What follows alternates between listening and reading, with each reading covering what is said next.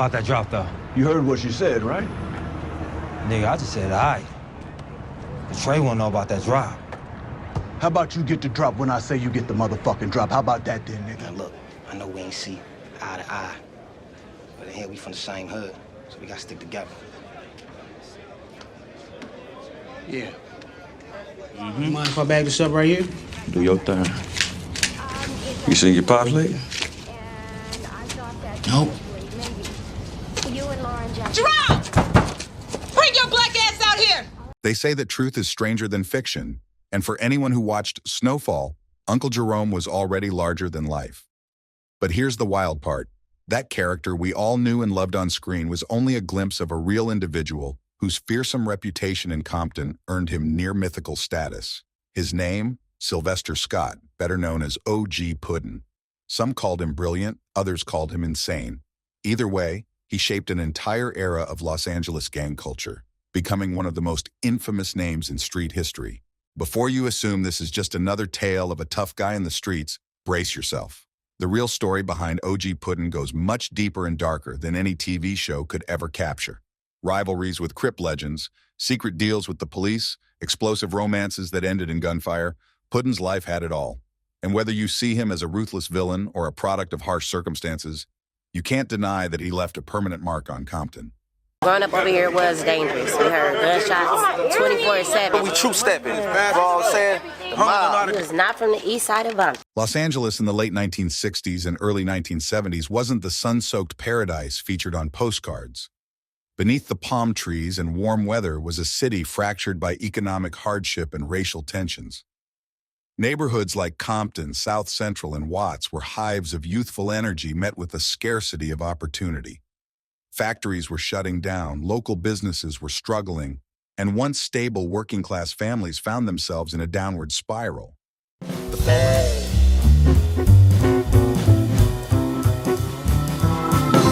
The fallout was massive. Joblessness rose, and a sense of hopelessness crept into the streets.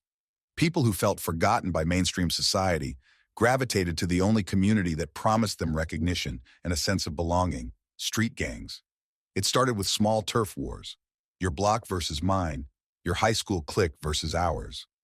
But as the 1970s rolled in, things took a brutal turn. Where fists used to settle disputes, knives and chains became the norm. And just when everyone thought that was as extreme as it could get, firearms entered the scene, changing the stakes forever. The Crips, co-founded by Raymond Washington, quickly became a dominant force. Splinter sets appeared all over Los Angeles County, intimidating smaller groups and taking over entire neighborhoods.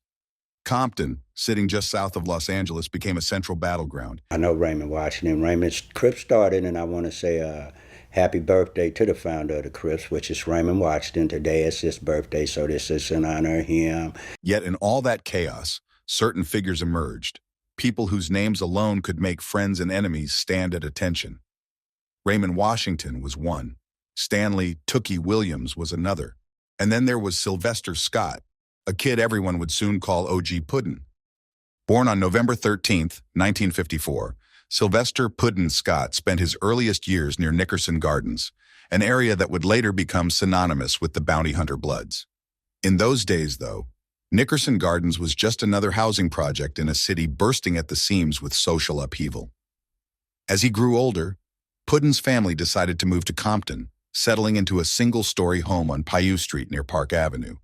At first glance, no one would have pegged Puddin' as a future underworld icon. He was scrawny, not the imposing build you'd expect from a hardened gangster.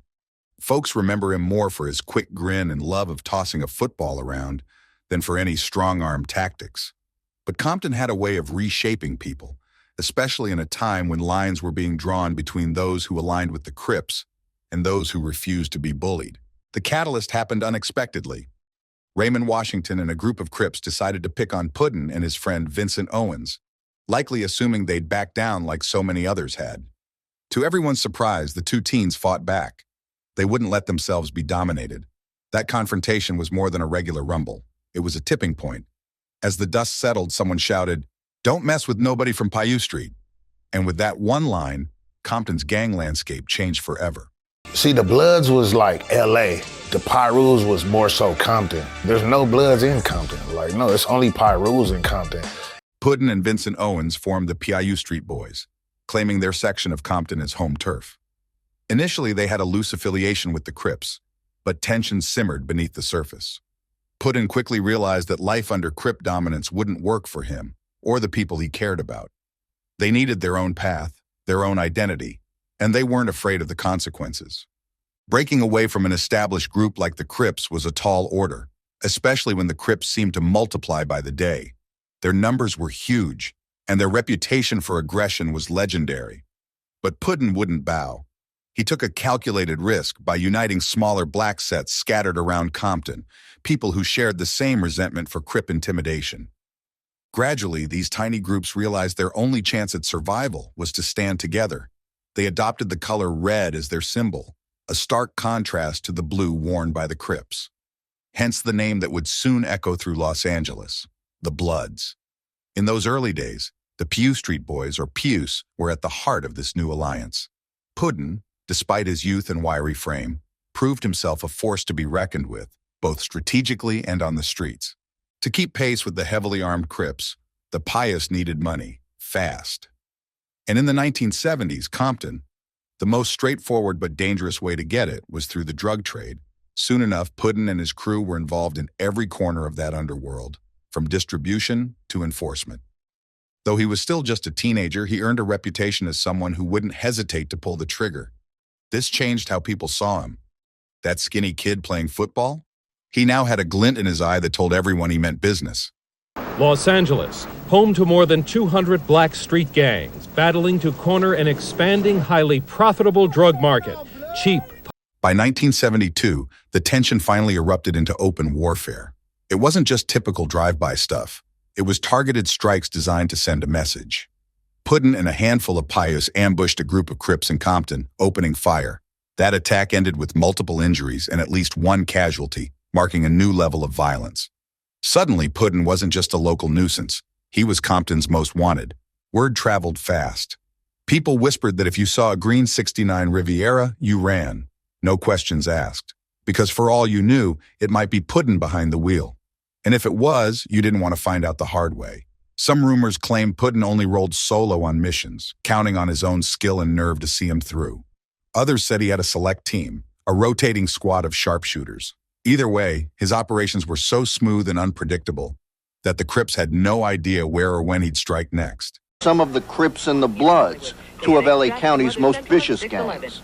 L.A. police are getting their orders as they prepare for another assault on street gangs. Rival leaders, from East Side to West Side Crips, found themselves on notice. And that included Stanley "Tookie" Williams, already famous for his sheer physical power and leadership ability. Tookie was considered untouchable, a man who could physically overpower just about anyone. But Puddin didn't care. He saw Tookie as a trophy. In a move that shocked everyone, Puddin ambushed Tookie on Almond Street with a .45 in hand. Tookie tried to hide behind a house, but a bullet still caught him in the leg. The idea that Tookie could be injured, let alone nearly taken out, seemed unreal. Now, Puddin's legend ballooned, feeding countless street stories that turned him into a near-mythic figure. Even the fiercest warriors can't escape tragedy. In 1975, Puddin lost his close friend Tam, who was offed by Crips in a violent clash. If Puddin had been relentless before, he became something else entirely after Tam's passing. Witnesses describe him as being on a personal mission of revenge, targeting Crips wherever they gathered. It wasn't enough to simply strike at them. Puddin wanted to break their morale. Crips started getting shot in ways designed to leave them wounded but alive. Legs, ankles, shoulders, anywhere that served as a painful reminder that Puddin was out there gunning for them. In one hair-raising incident, a bullet zipped so close to a Crip's head it knocked off his hat. Accounts vary, but several claim that Puddin sometimes hit multiple Crip strongholds in one night, leaving confusion and fear in his wake. And still no one could pin him down. His movement was fluid, his getaway cars switched out regularly, and tip-offs rarely came in time. Some say he was a lone wolf, controlling the streets on his own terms. Others argue he had an inner circle, a handful of loyal PIUs who guarded his secrets.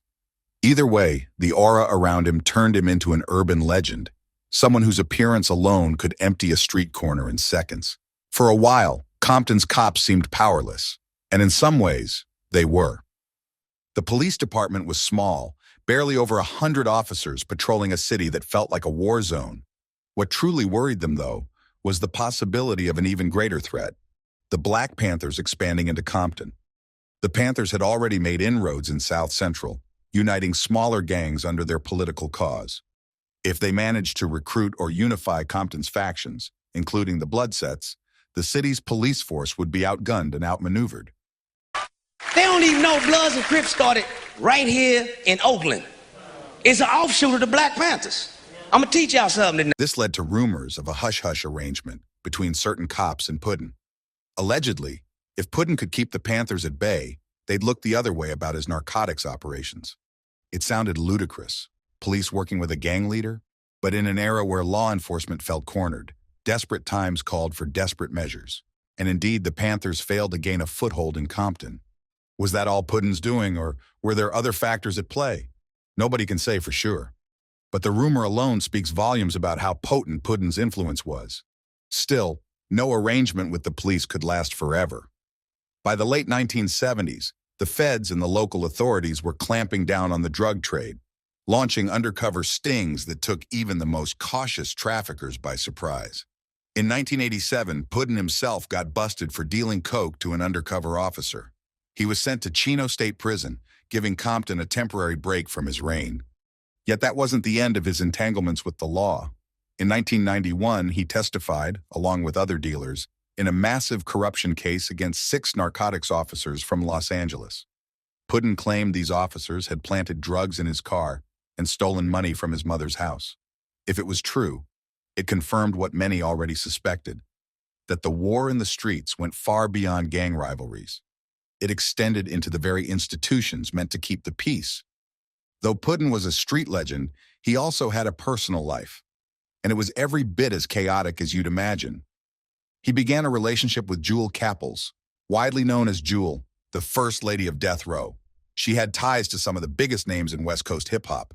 Their union felt electric at first, 2 strong personalities, each with star power in their own realm. But sparks like that can ignite explosive fires.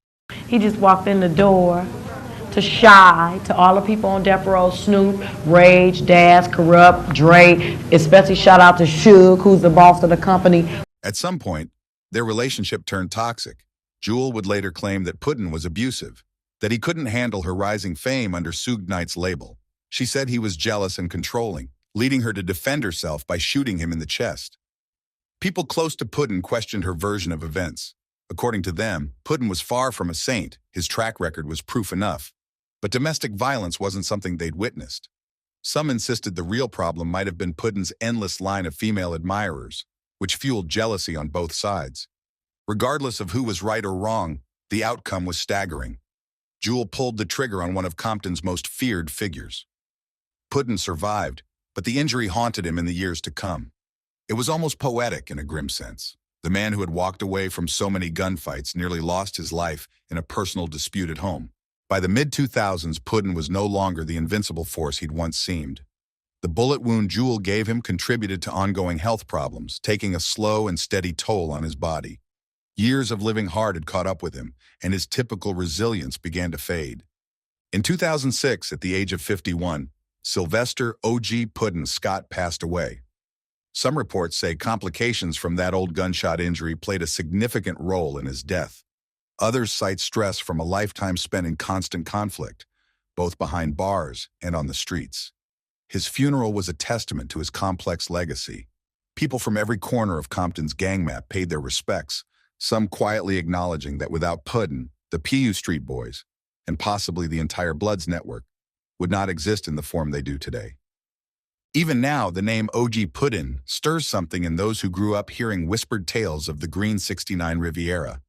Was he a self-made anti-hero who refused to be bullied? Or was he a villain who was revealed in violence and fear? Maybe both.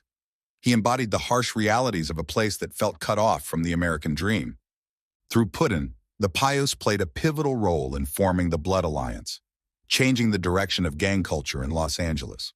And while many blood sets evolved their own identities, like the Bounty Hunter Bloods, the Piru sets of Compton, and other infamous offshoots, They all trace roots back to that small group of defiant teenagers on Paiute Street.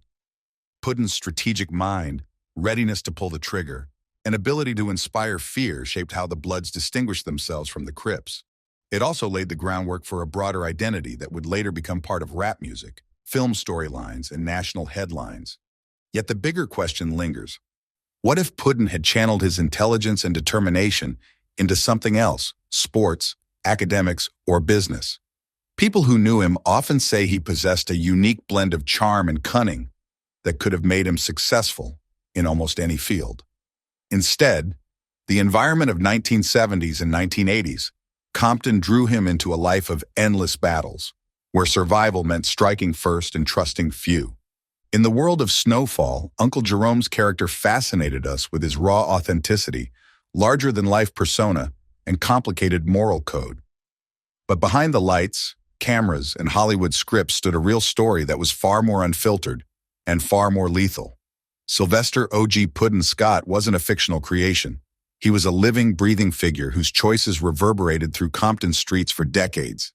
His life was a tumult of bloody vendettas, shocking betrayals, and uneasy alliances, even with the very police supposed to be chasing him down.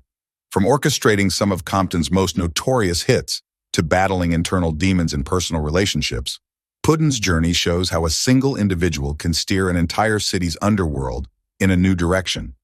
To this day, you'll find people who speak his name with reverence and fear, proof that his impact still lingers in the heart of LA's gang culture. The next time you see a TV series or a movie character with that iconic Compton swagger, remember it might not be pure fiction. Real men like O.G. Puddin lived and breathed in those very streets, pushing the boundaries of what one individual could accomplish, both for better or for worse. Now the question is, did he shape history or did history shape him? One thing's for sure, Uncle Jerome's got nothing on the real story.